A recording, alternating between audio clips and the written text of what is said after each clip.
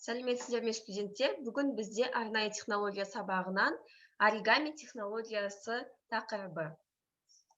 Бүгінгі сабағымыздың мақсаты оригами қағаз бүктеу өнерінің тарихы және аққу макетінің жасалу жолдарымен таныстыру сендерді. Кішкене біз оригами туралы түсінікті мен бере кетейін сендерге, және де тарихымен таныстырайын. Оригамидің отаны Жапония. Жапонияда оригами Хэйан заманынан, демек ол 794 жылдары сол жылдан бастап келеді.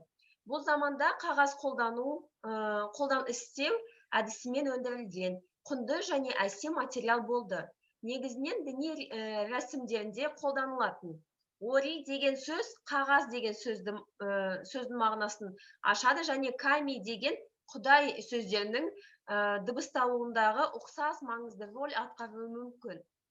Оны шығаратын кішкене зауыттарда электр қуатының орнына су, күн және жел қуатын пайдаланады. Оригамиді қайшыны пайдаланбай бүктеу арқылы жасау тән.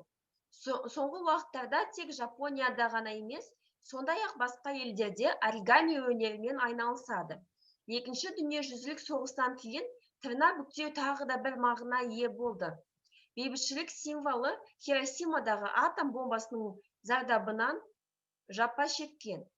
Садака Сасайтли 644 тырна бүктеп, ол қай уақытта болған 43-55 жылдары, сол кезде дүниеден озған ол кісі. Оригамидің түрлері мен техникасы. Қарапайым оригами, ол оригамидің стилі британ оригамисті Джон Смит ойлап тапқан. Бұл бүктемелердің тек төбешік пен жазықтықта жиналумен ғана шектеледі. Айналдыра бүктеу, демек оригамидің диаграммалардың бір түрі. Дайын модельдің бүкіл бүктемелері бейнеленген сызба, оригамидің танымал түрлерінің біріне модульдік оригами жатады. Мұнда тұтас фигура көптеген ұсақ бөліктерден, демек ол ұсақ бөліктер модуль деп айтылады басқаша, сол модульдерден жиналады. Олардың әрқайсысы қағаз парағынан бүктеліп жасалады. Сулы бүктеме, бүктеу техникасы Акира Йошизава ойлап тапқан және суланған қағазды фигуралардың түзу шығу үшін, көрікті болу үшін, сонымен қатар қатты болу үшін қолданылады. Бүгін біз сендермен аққу макетін қағазбен бүктеу арқылы жасаймыз. Демек біздің оригаминың түрі ол қарапайым оригами деп айтылады. Мен сендерге видеосын көрсетемін. Сол жақта нақтырақ көресіңдер. Дауысы шықты ма видеоның? Жақсы. Шығып тұр. Осындай аққуды жасаймыз модульден біріктіріп. Модуль деген демек осындай ұсақ бөліктерден тұратын.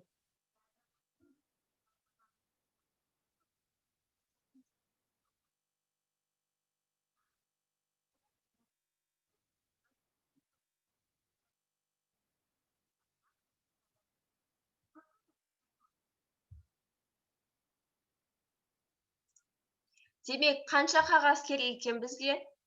Бір. Екі түс қажет.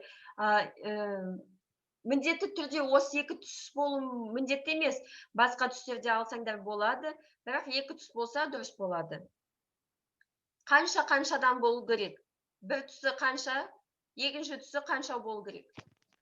Бір түсі бір А4, екіншісі жетеу. Жетеу, жақсы, аха. Тағы да айта кетерім, міндетті түрде түрлі түсті болу ол да міндетті емес. Неге? Себебі аққуды ақып та жасай аламыз, е? Ақ қағазбен де принтердің А4 форматының қағазбен жасаңдар болады.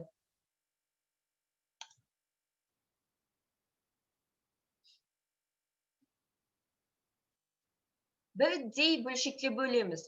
Бұл жақта 32 бөлшек шығу керек сендерде. Бір А4 форматынан.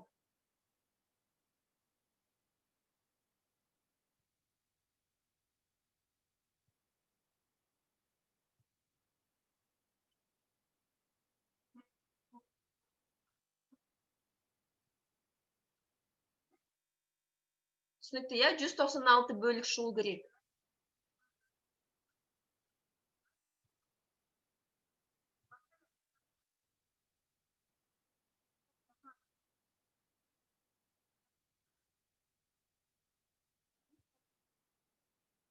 Модульді қалай жинақтау керектігін түсіндіреді.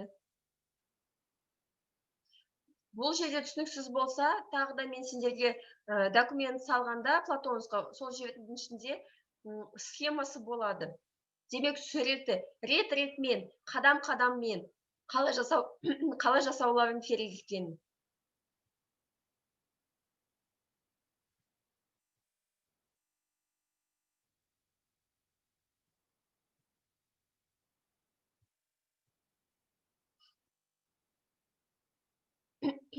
Осылай басында айтып кетті, иә, 196 модуль шығу керек.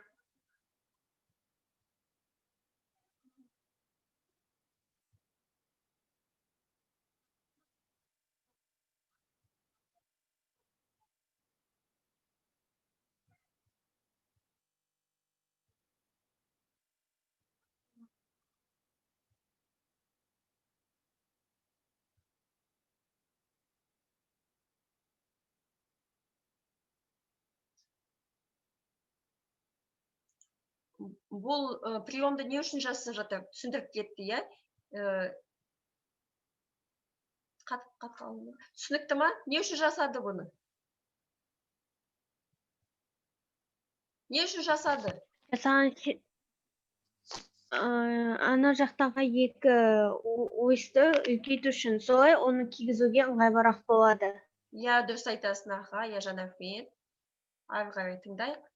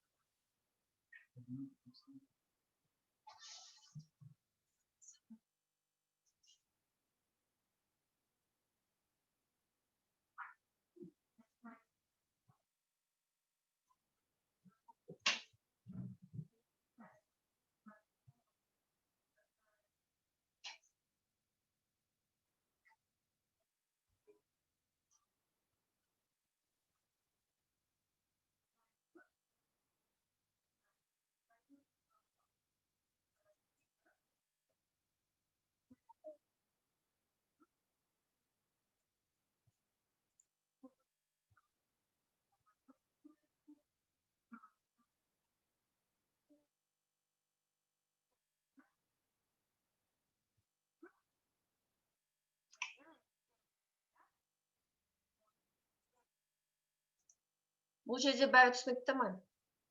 Осы қадамда. Қалай басталған? Ең бастысы бастап кетсеңдер болды ғой, е? Ары қарай сол осы бастаған бойынша жасай бересің, жалғастыр. Бастаған ең қиын бастаған. Сұрақ бар ма, Сания? Аяжан, Гүлназ, сұрақ бар ма? Түсінікті ме? Жақсы, демек түсінікті, е? Ары қарай жалғастыр.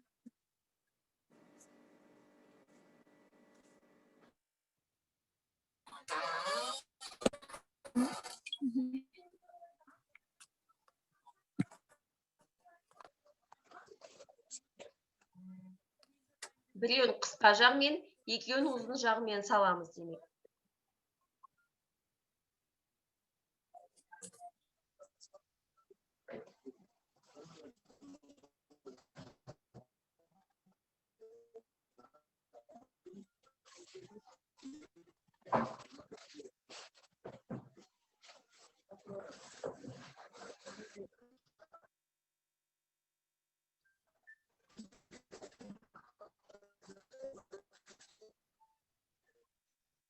Бір-біріне тигізгендіктен конструкциямыз мықты болады, иә? Сол үшін аны шашылып қалмау үшін бір-біріне тигізуіміз қажет.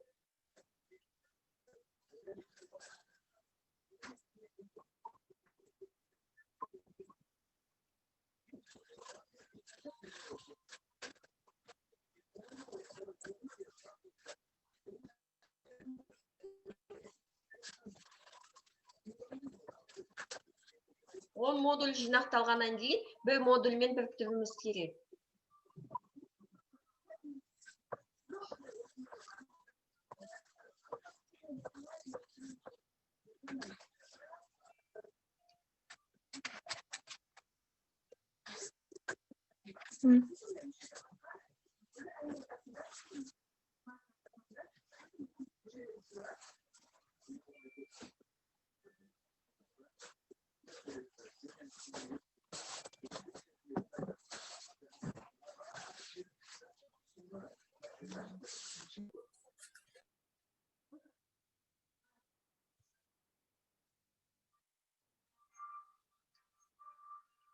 Демек 3 қатар жасалды, иә? Енді 4-ші қатарды жасап жатыр.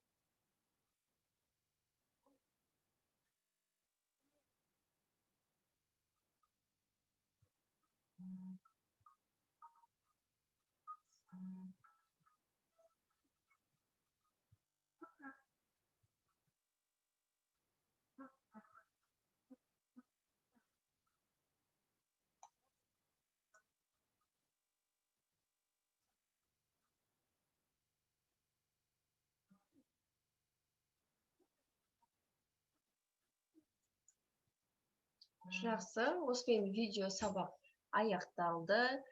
Не түсініксіз?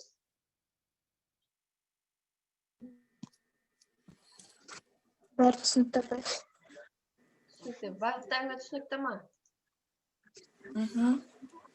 Иә апай, барлығы түсінікті. Демек, мен Платонскға салғанда осы схеманың бәрін саламын. Және де айтқанымда, ақ қып жазсаңдар да болады. Түрлі түсті емес, ақ болса да болады. Сондықтан ол сендерге қиындық туғызбау керек. Ақ қағаз бар ма барлықтарында? Және де оланы сурет салатын қағаздарды қолданбаңдар, онымен болмай қалады. Неге? Өйткені ол қағаз қатты, кішкентай модуль болмай қалуы мүмкін, ол қиын болады сендерге жасаған оны. Сондықтан жай принтерде қолданатын A4 форматын аламыз. Және де модуль маған бір сұрақ келді, кім Нұргүл маған қойған. 32 бөлікке емес, 16 бөлікке бөлсек бола ма деп қағазды. Болады, бірақ сендердің аққуларың екілесе үлкейеді. Және де ана модульдарың үлкенірек болады. Демек, модуль жасау кішкене оңайырақ болады, кішкене үлкенірек болғаннан кейін, ұсақ бөлшек болғаннан кейін қиынырақ болады. Модуль кішкене үлкенірек болса, онымен жұмыс жасағанда ыңғайлы сендерге.